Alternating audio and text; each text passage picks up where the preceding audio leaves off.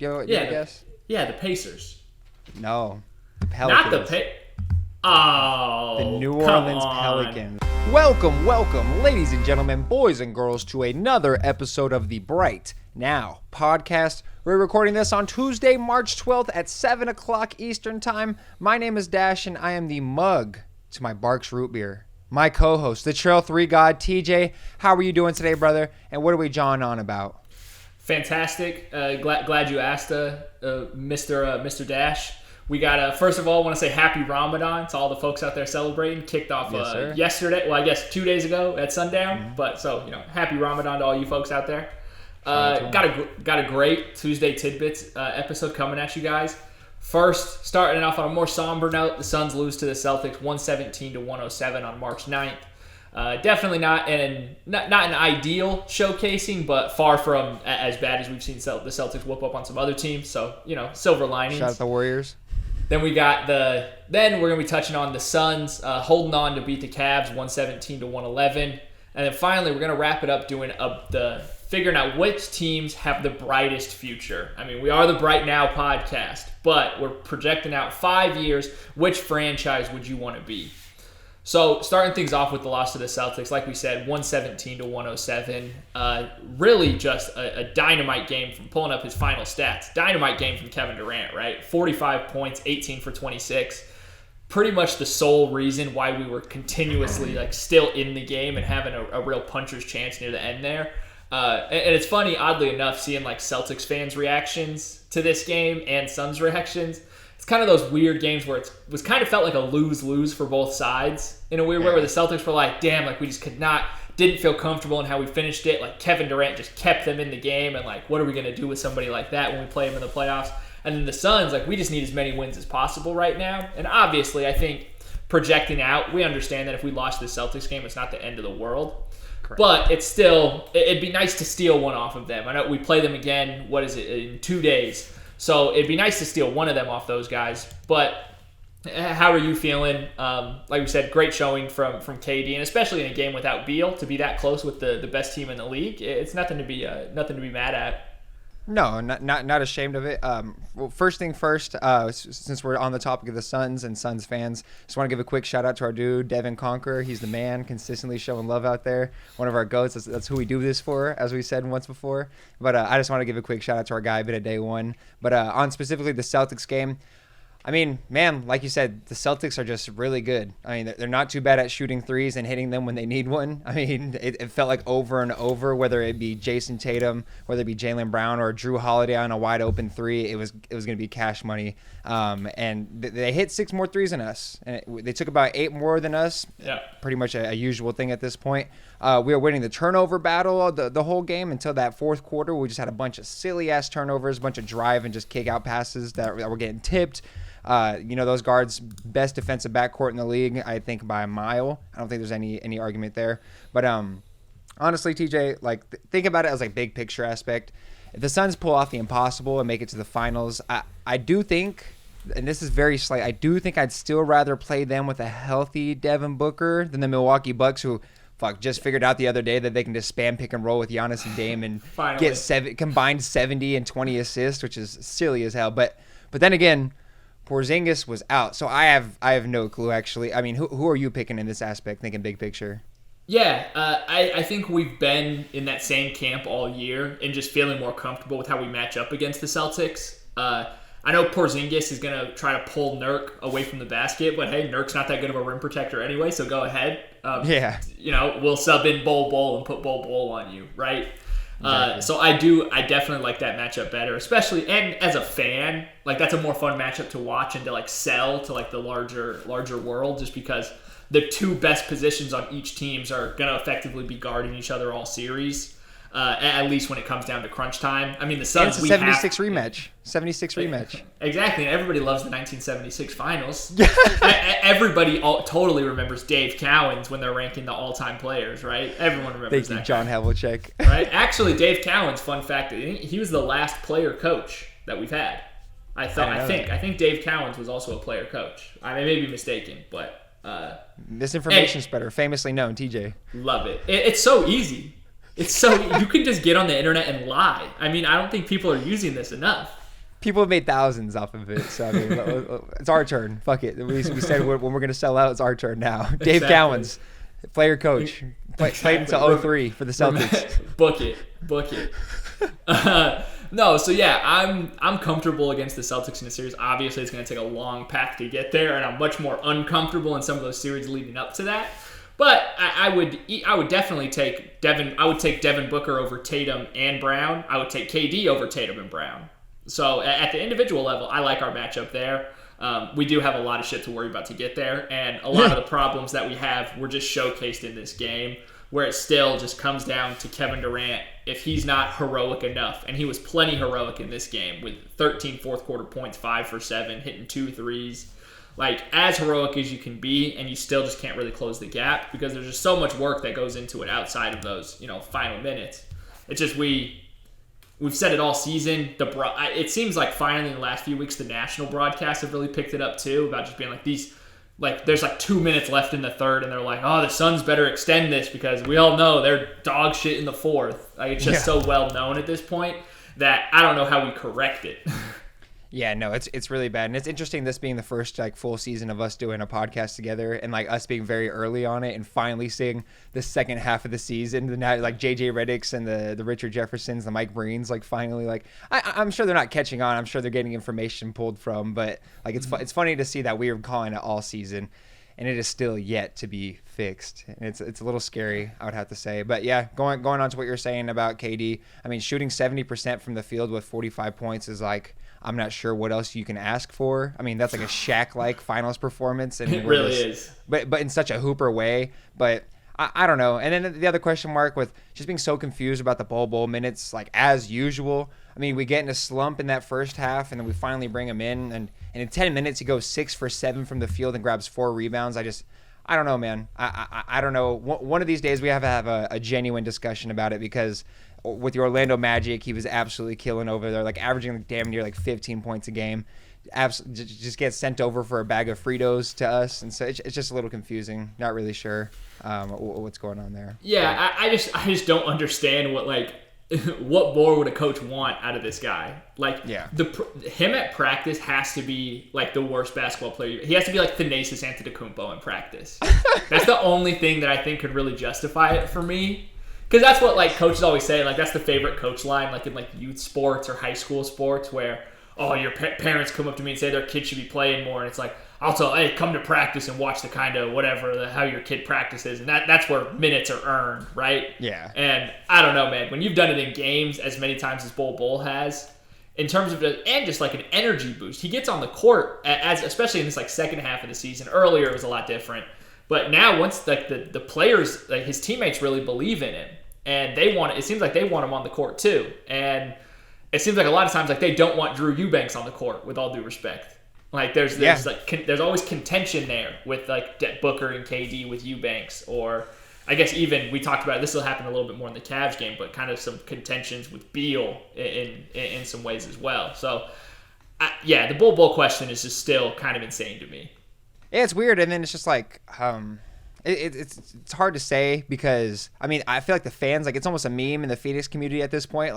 It's the holding hands meme. It's the guy holding the one hand. It's Kevin Durant dropping 45. It is Bull goes drops 14 points. It's the fans love him. You look at any broadcast, even on away games, you see a lot of the away fans just going absolutely apeshit all the time in Phoenix. Even the games that I've been to, people are going bananas for the man. So just a little confusing, but I think that's enough Celtics talk right there. Let's go ahead and dive into the Suns versus Cavs game. And TJ, I just want to pose the question to you. I know we talked about it a little bit, but is this the best game from our big three over the course of the first 45 minutes? I think it's got it. Yeah, definitely in the first 45. I like that. I like that caveat because, I think I'm hard-pressed to remember exactly what their last game was. The fact that they did it against the Cavs, who I know missing Mobley and Donovan Mitchell, it's against a solid defense and a really solid team at the end of the day. So I would definitely say for sure, especially when you put that 45.5-minute caveat on it, because that final stretch of the game where we just don't get a field goal in the last 3 minutes is honestly an embarrassment to the 3 guys that we have on our roster. So I think I agree with you for the most part, but it's just like we're talking about the Celtics game. It's the same problems that have not been fixed all year. Yeah, no, you're 100% right. I mean, I'll stick on the optimistic side. I mean, you see KD have another stellar performance, and just a quick thing I wanted to point out, TJ. I mean, that left wing for KD, for the 3-ball left wing. I mean, it's unstoppable. It's basically tradition at this point for him to go ahead and hit every single one of them. I mean, we've seen it time and time again, whether it be just playoffs, whether it be finals, regular season. I mean, he fucking loves that spot, and it was super cool to see, and something to also continue on with what you were saying about being like a little bit nervous. It was just, it was close against the second seed Cavs team that me and you have had a lot of question marks about all year, especially considering that they were missing Donovan Mitchell and Evan Mobley. But we talked about Darius Garland in our call before this. He was absolutely pummeling us in that first half. Was really impressed with a lot of his attributions to the team. But I mean, I don't know. I feel like the Suns played pretty decent defense throughout the course of that game. I mean, obviously they're missing a guy who can just drop 60 whenever he feels like it in Donovan Mitchell. But what were some of the positives that you saw? Yeah, I think for a lot of stretches, like we can really get the offense humming with all of our driving kicks. So I think that's a really good sign. 23 assists just in general feels relatively high for this team. So I like when we're sharing the ball and things are humming on offense, we're just so much harder to guard. And that's when things just stopped in that final 3 minutes where we weren't getting drive and kick actions. Guys were just kind of getting they're just standing still once Booker or KD gets the ball. And while we want those guys to take basically all of our fourth quarter shots and make all of those game-winning plays down the stretch, we need other guys to at least like give the defense some sort of other threat. Where if you're flashing to the middle or just any sort of cut, just any sort of movement would really be beneficial. Instead of just catch, hold, and then shoot a tough shot because you think it's going to like look cool on your highlight tape. And that's the tricky part. Somebody had compared this. They were comparing like Jason Tatum to Jokic. Not in like, they weren't talking about them in like the same echelon, but their difference is just in terms of a player. And like guys like Jokic and Giannis and even Embiid, they're just going to get good shots no matter what. Like when they're at their best, other teammates are involved. They're getting to the foul line and just doing things right. When Tatum's at his best, he's just hitting a lot of hard shots. Yeah. And that's the same thing that we have with Booker and KD when they're at their best. It's not necessarily easy for them or for everybody else. They don't make the game look easy. They honestly make it look more hard because they're doing something that's just like unfathomable for most players. And that's where when you're relying on those tactics near the end of the game versus a well-oiled machine of an offense, you can get yourself in trouble and struggle to close this game out. But free throws saved us in the end. 1,000,000%. And to add on to what you were saying, I think it perfectly encapsulates why it's so difficult for us in those closing minutes. Because if you're relying on those kind of shots through quarters 1 through 3, I mean, just flat out, I don't care how good of an athlete you are, you're going to run out of energy at that point. Because like you said, some of those shots, a lot of them are leaning like a short corner, like jump shots that are leaning out of bounds, just cash, or tween, two dribble, pull up right into somebody's face, cash, or spin to your left, go up, pump fake, and go into somebody and get like an and one. Like it's just too much, way too much to ask for athletes to do. But speaking about Devin Booker's just performance and energy as a whole from coming back from energy, I was really impressed. I feel like he kind of had like a sense of anger within him. I mean, he had a possession where he had 3 offensive rebounds in a row, and they weren't just like ones that went right to him. Like he flew through the air, like, getting that shit. And then it had me all squealing on the couch like a little fucking schoolgirl when he got the 3rd offensive rebound and then came by and was like, fuck it, I'm not going to pass this anymore. And he came by 2 dribbles right,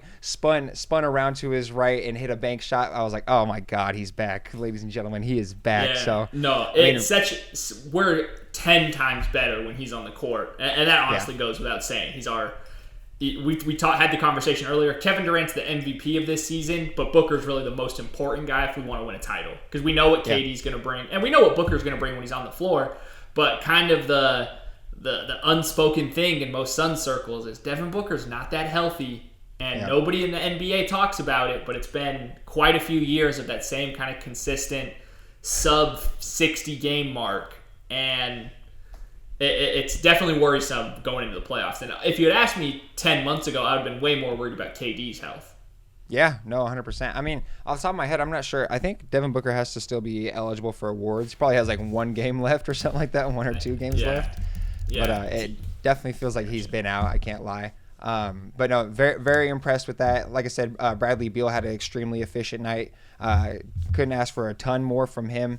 We felt like there was some issues though, TJ. I know me and you were deciding that Drew Eubanks kind of makes us scared at a lot of points throughout the game. I mean, anytime that he switched onto in transition, it's been an absolute fear fest. I mean, we saw him in transition. There was one time where it came down and it was a pick and roll, and he had picked up the roll guy, but the defender got back to his dude, and so he was just kind of standing in no man's land and gave a wide open shot to an Isaiah Mobley miss, but still at the end of the day, it's a wide open shot. And we had it happen again where I think Darius Garland got a wide open three. There's just a lack of communication out there. And I'm not sure if that goes all the way on to Frank Vogel's end. I mean, he's supposed to be the defensive coach. We've seen flashes here and there on any national broadcast. I swear to God, Reggie Miller makes it sound like Frank Vogel has just transformed this team into the fucking 04 Pistons. But no, I mean, from what I'm watching, that's not how it feels whatsoever. No, not at all. And like you mentioned with Eubanks getting brought out on a screen, like there's that possession in the fourth quarter where the game is really tight and there's just a lack of communication with I think it was Royce O'Neal on the ball. Eubanks, I guess, thought they were switching. O'Neal was staying with his guy. Ends up, KD has to rotate over to take Eubanks, and then KD's guy is just left in the corner by himself. And it really it looked entirely like Drew Eubanks' fault. And Eubanks even jogged down on the other end and looking around like he knew it was his fault too. He looks confused a lot out there. He does. And I like when he's playing intense and he's catching lobs and rim running. It's just when it really gets down into the technicalities, I don't really want him on the floor. Yeah. And speaking to that same thing with those frustrations that I felt like they had with Eubanks, Booker got on Beal in this game at one point in that fourth as well, where Beal was pushing the pace and then swings it over to Book. And Booker kind of annoyedly just throws it back to him. And then after the possession ends, I think there was a foul. You see them talking on the end, and Booker just kind of has an annoyed look on his face. Same thing happened in the Celtics game. KD was guarding Tatum. Beal had shown help, but then when Tatum actually drove, Beal didn't help at all. He just kind of did some Olay defense, and KD's bitching at him on that end too. So there is some contention brewing. I don't think we have total problems, but we all knew we had chemistry issues, and bitching at each other doesn't help chemistry issues. It just makes everything worse. Yeah, 1,000%. So I mean, we'll definitely see what happens with this team. And it's a shame that this is one of Bradley Beal's really good games, in my opinion. Yeah. I mean, whenever Bradley Beal scores over 14 points, I'm like, oh, thank fucking goodness. I don't mean to set the bar that low because I understand he's coming back from injuries and everything like that. But at this point, man, we got to get whatever we can. This is supposed to be a big 3, not a big 2.5. And a lot of points, it does feel like this is a big 2.5, and that half being Grayson Allen sometimes. So we'll definitely have to see what goes on. Grayson Allen's shooting was a little inconsistent last game, but he really showed out in this one. Had a really deep, almost logo 3 that I was super impressed with early in the shot clock. And I'm totally okay with Grayson continuing to shoot the ball. I'll keep preaching that to the end of time. As long as he's on this Phoenix Suns team, please keep letting that shit go. Really love what I see there. Just do a little sandwich on the positive, negative, positive. The little bun right here for the positive. I was impressed that we came back from being down 19 at one point. I mean, that's definitely an instance where we could see the Suns. I feel like the Suns haven't done awful when they are all the way down. The only team I've seen where we've just gotten pummeled was the OKC Thunder, where they just kind of them and the Clippers, where they dicked us down immediately. It felt like we just kind of took it. But I feel like for the most part, when we get down, especially in that first half, we're able to make some sort of a comeback, which we did in this game. Yeah, absolutely. I definitely hear you there. I would also add there was a 76ers game really early on in the season where we kind of got boat raced, where it was just we were just down and then just never really fought back. But that's definitely a great part of it. And they're the best team in the league right now, just record wise. If you look at the advanced stats, that's just who they are. I'm definitely with you there, and am feeling positive after these, these last 2 games, right? Yeah. I'm feeling a lot better. No, 100%. That's gonna wrap up our Suns talk right here, guys. One more thing. So Booker can technically miss 3 more games. Okay. All right. That's a good leeway. Yeah, he's played 51. We have 17 left, so he's got a little bit of room for error. But I just please play out the season. No, for real. No, I need him to play out the rest of the season. I'm okay if he uses up those 3 against any of our, where we can, because I really do need a healthy Devin Booker in the playoffs as well. Yeah. But I also like to see our guy get recognized for awards. It kind of feels like he's missed more games, to be honest, EJ, considering the guys who are already completely out. I forget who it was today, but somebody got completely out of the race for any of them missing games. But anyway, it'll come back to me later. Well, let's go ahead and move into our brightest futures in 5 years draft. And TJ, since the last draft that we did, I got the first pick. I'll be gracious and I'll let you take this first one right here. And it feels like it was pretty consensus. Yeah, it feels like basically anytime we do a draft on this show, this guy is going to be taken. And it's so I don't care. I'm not even going to say the franchise's name because it's not about the franchise at this point. No. It's Victor Wembanyama. Yes. You're going with the San Antonio Spurs if you're looking out 5 years. It seems like Victor has the right head on his shoulders to build something from scratch, really, and lead the way. And it doesn't seem like in 3 seasons he's going to be unhappy requesting trades. Obviously, that can all change in a minute in today's NBA, but it's not something that I would predict with them.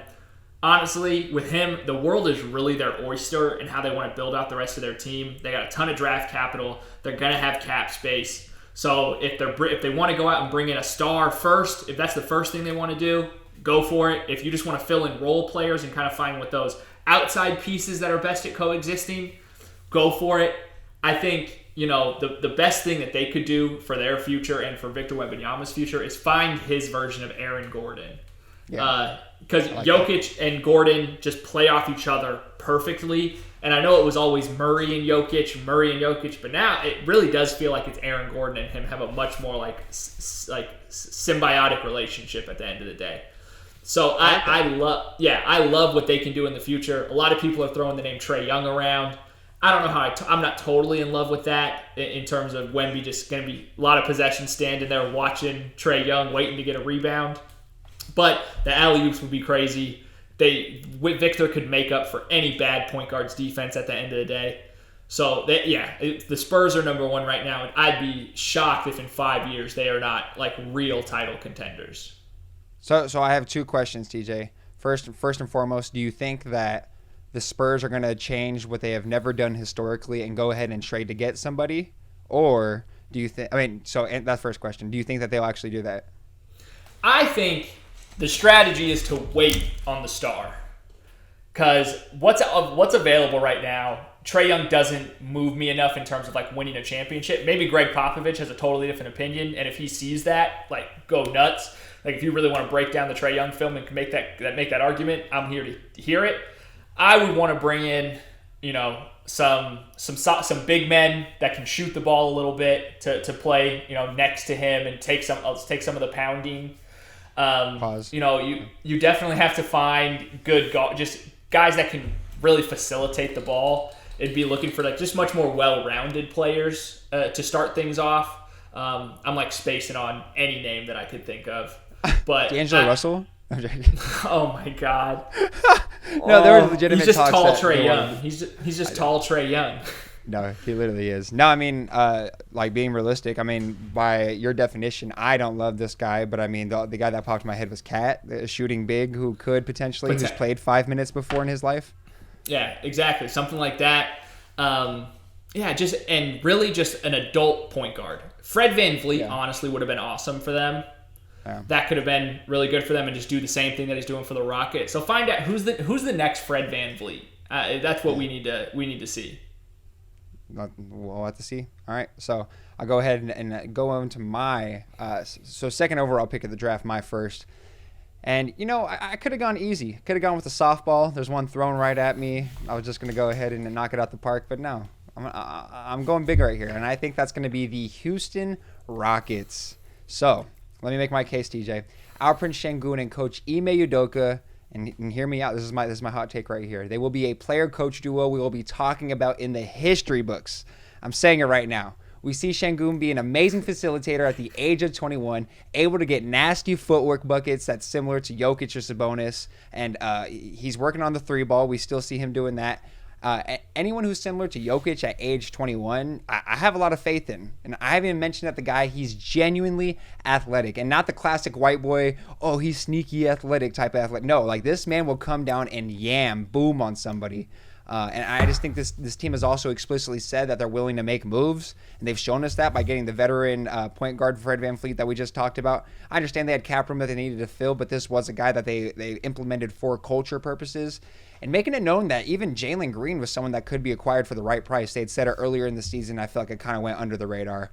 And let me go ahead and mention him. One of my favorite picks in this year's draft, Amen Thompson. He's a great dirty work guy that I can see developing even above that. I even spoke on the guy who could be in all defensive team conversations this year, and Jabari Smith Jr., a guy who gets after it and just gobbles up rebounds. Hey, why are you throwing that face at me out there? Nah, the defensive player of the year part, I was with you. No, sorry. All defensive teams. Sorry, all defensive teams. Okay. No. That's a You're better like, round. what I the was fuck? like, come on, dude. Let's just be a little serious.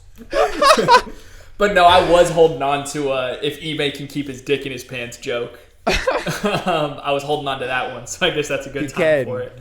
He's that serious about basketball. And then lastly, if you throw in the edgy Cam Whitmore who can just go out there and get you 25 points any given night, I think you got a recipe for success.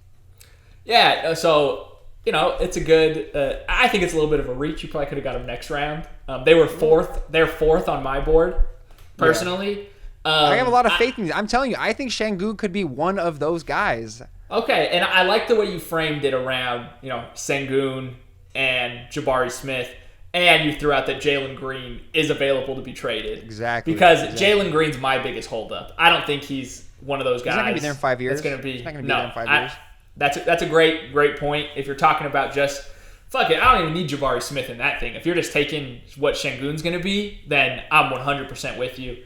I would say, I think there's still more of a check mark with Amen Thompson right now, but it's like a good check mark where you're like, we know that he's going to be a really good defender in this league, and he's already an athlete. But could he really be special? Could he really be like the next Sean Marion, right? Yeah. So I definitely hear you there, and that's a ton of positives. Ime is installing a really good culture of defense and effort. What I'd put down for my next step is they just need to prove to me that they can keep this culture and show the continuity of the culture. I'm not worried about them going out and bringing anybody in. I'm sure they'll make some tertiary moves, but you got to assume Şengün is going to be getting better next year. Amen Thompson is going to be better next year. Jabari Smith, he's already shown growth each year, I think, in a really positive way. So I wouldn't rush anything to go out and grab a star. I think they already have their star in Şengün. He's projecting right now to be the best guy on a championship team. And that's a big projection. He has to hit a lot of check marks to get there. But at this stage in his career, there's no real argument against it. No, I 100% agree. And something that I forgot to throw in there that I think is super crucial that might be a hindrance to this team is that in 5 years, Jock Landale will be 34, and that's going to fuck up the team really bad. So we'll see what happens. Poor Jock. I wonder if he's going to be on the Australian Olympic squad. Probably, right? He has to be. He has to be. They don't. Him and Dante Exum going to be hooping. He'd be hooping on that. He'd be taking so. He probably looks like Hakeem when they have those Body Australian bags. practices. Yeah. Body bags. For sure. All right, who do you got? Who do you got at the third pick of the draft? So for my third pick, really could have been the first pick, and at one point I had him first. And it's the Oklahoma City Thunder. It's the softball you just talked about. SGA, Chet, and J-Dub. They already have their big three of the future, all on really good contracts for where they're at in production-wise. It's the best trio already in place for these new up-and-coming young teams. Everyone else still is kind of building out those spots. They really just have to continue to compete and get reps in the playoffs. I've said it, I wouldn't be, I'd probably give it a 5% chance they go to the finals, but that's kind of crazy if I had said that at the beginning of the year. So they're on the right track. It's just finding some more size for the future. Chet's really great because he can be a small ball 5 for you, but I think they need to have somebody to take those lumps in the regular season and earlier in playoff games, so that way they can go to it kind of as a curveball at the end of games because it is so lethal. The problem is they just have to go to it so much because they don't have any other size on their team. So I'm definitely going with the Thunder in 5 years. J-Dub going to be entering his prime. Chet, same thing. SGA, he'll be what? He'll be 30 in 5 years. That'll be the ripe old age for time to win a championship, right? So my only question to you, and the only thing that's like any sort of hindrance, is just the money aspect of how things will work. Do you think that with this three core, because one of the biggest things that they have right now is the amount of depth that they have on this squad. They got guys just from start to bottom, in terms of you go from Lou Dort all the way to the end of the bench of Isaiah Joe. I mean, these guys can hoop their asses off. You're talking about the other Jalen Williams. Do you think that's going to be an issue for them in the future, just because those three guys are just honest to God max players? So you got three max players you're paying for. What do you think's gonna come to fruition? It depends how real that chemistry is that they showcase and act like they have. Yeah. Because if they are good, like the Heat big three, correct me if I'm wrong, but like they took pay cuts. Yeah. Tom Brady took a pay cut for fucking decades, right? Yeah. If they're built in that way and they're willing to do something like that to keep those three together, because you're right, the checks are going to come due. Obviously, the cap is going to keep going up, but as that goes up, players' wages just go up as well. So it's really it's not as big of a celebratory thing for the ownership as they probably think it is at the start. Yeah.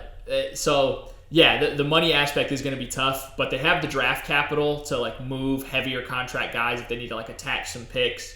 The biggest guy I would be keep those three plus Lou Dort, and everyone else. I think I trust Sam Presti in evaluating future talent enough to know that they could put in the rest, the other six guys around those four, because those four are the most important. I like it. Yeah, it'd be cool to see if they could do something similar to the Spurs, or how you talked about with that 2011 Heat team, where they just go ahead and take pay cuts in order to win multiple championships, because I genuinely, in my heart of hearts, think that with that core three, that they could be something extremely special, like repeat-worthy type team. But We'll have to see. Getting very far ahead of ourselves. Going with the number 4 overall pick, I know this is a team that you love, definitely was on your list. I would be absolutely shocked if it wasn't towards the top.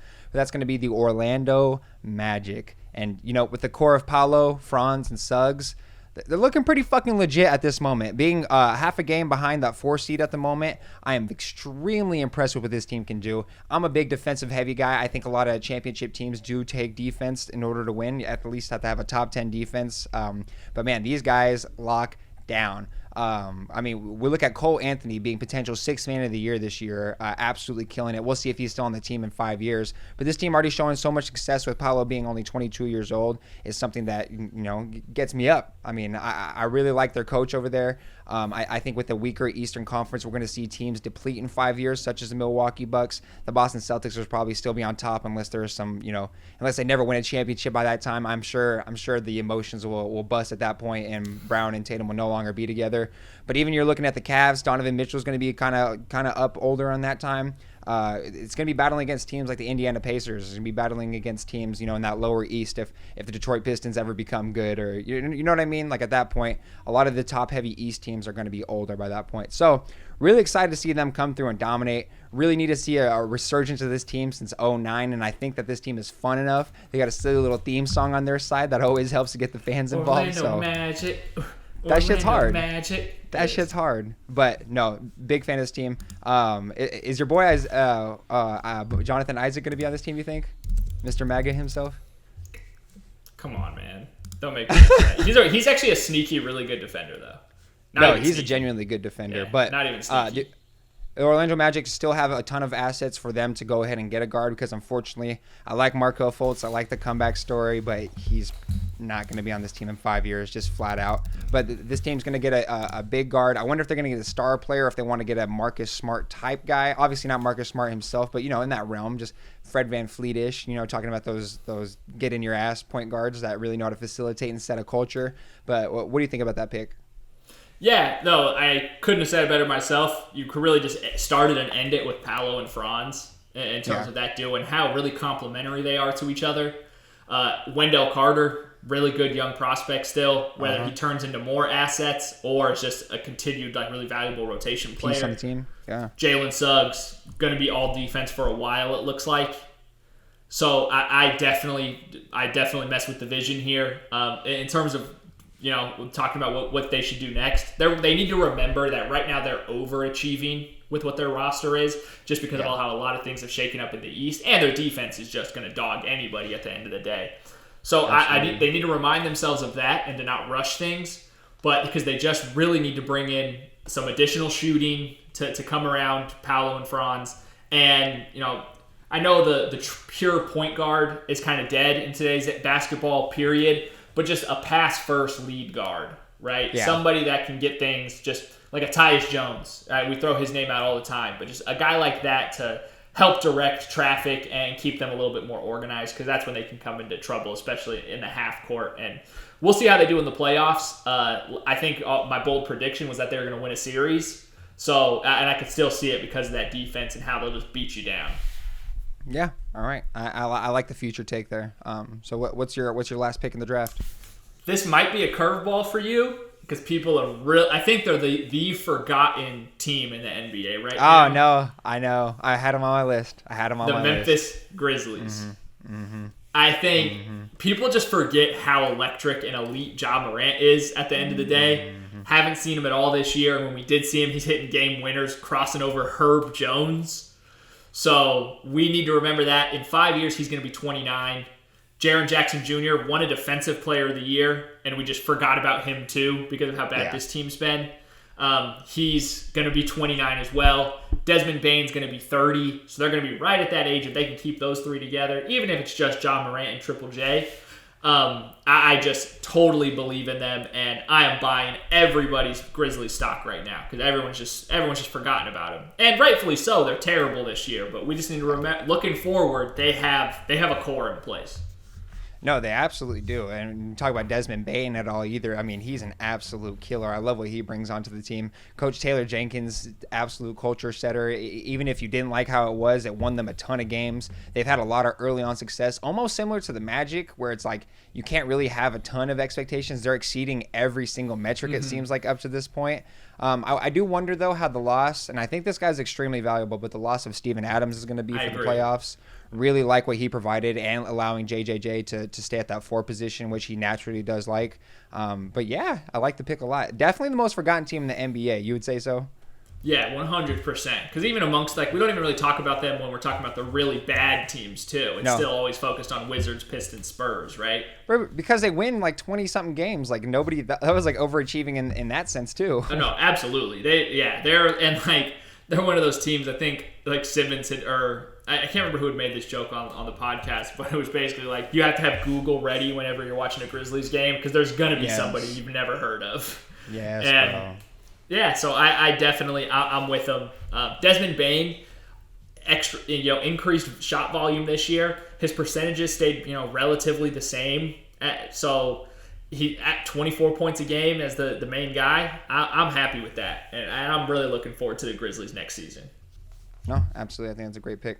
Going for my last one right here, TJ. I don't think you would expect this one. I don't think. You have a guess right here? You have a guess? Yeah, the Pacers.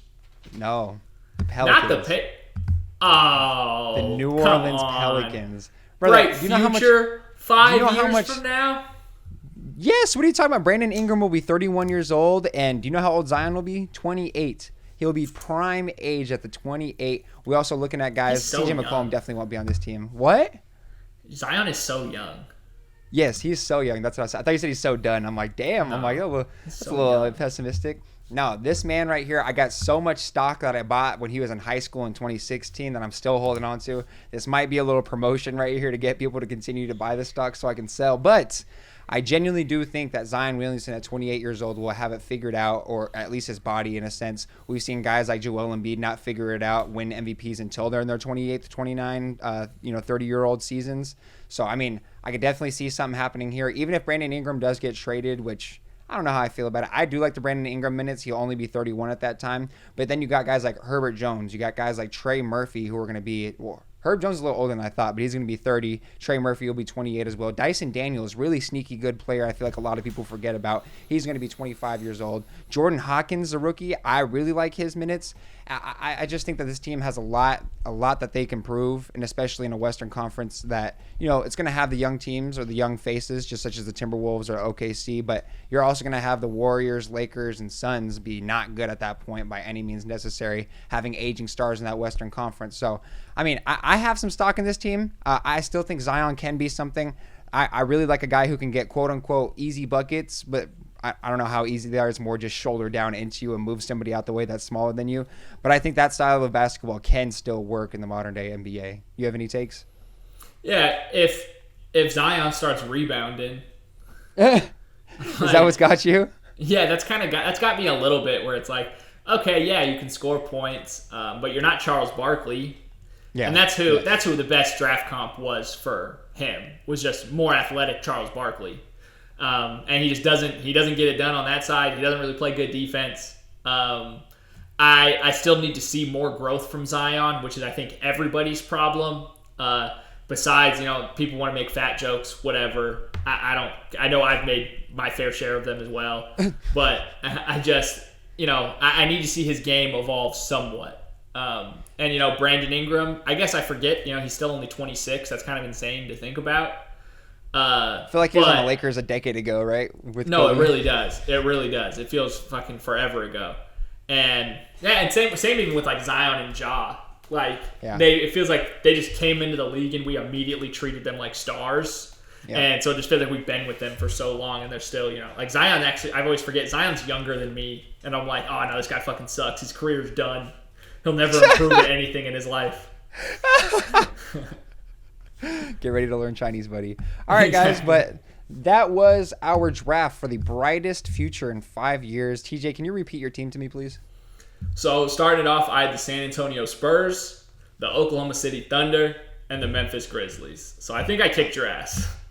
I don't know. I got the Rockets. I got the Orlando Magic and the Pelicans. The OKC pick and the Wemby pick might be a little tarnishing to my legacy. Yeah, surprised you didn't say the Pacers. I had the Pacers written down on mine. Just because Halliburton, I think Mathurin will be in the league for a while. So do you want to hear my take on that? I don't think Tyrese Halliburton will be on the Pacers in 5 years. Wow, hot take. I think he will try. I think he'll give it 3 to 4 more years, and then it's going to be like, hey, I'm sorry, you guys can't get me what I need here. And he's going to go to the fucking Lakers or something and tear my heart out. Yeah, no cap. Maybe the Suns will get him. Hey, maybe we'll have some cap space by then. Him and D-Book, we'll see. No, you know, was a team that I really wanted to throw in here just to be fucking goofy. The fucking Wizards. No, come on, that's fucked up. Even worse team, the Detroit Pistons. Yeah, you're like, I like what they're really cooking with some things over there. I really like. I was going more with like the vibes, how they're good like every 20 years. Like how they were good in the 90s. No matter what, they're still going to be paying Monty Williams in 5 years. Oh, man, yeah. That's disgusting. But that's going to wrap it up for this podcast, ladies and gentlemen. Thank you guys so much for watching. And as always, you have a phenomenal rest of your day.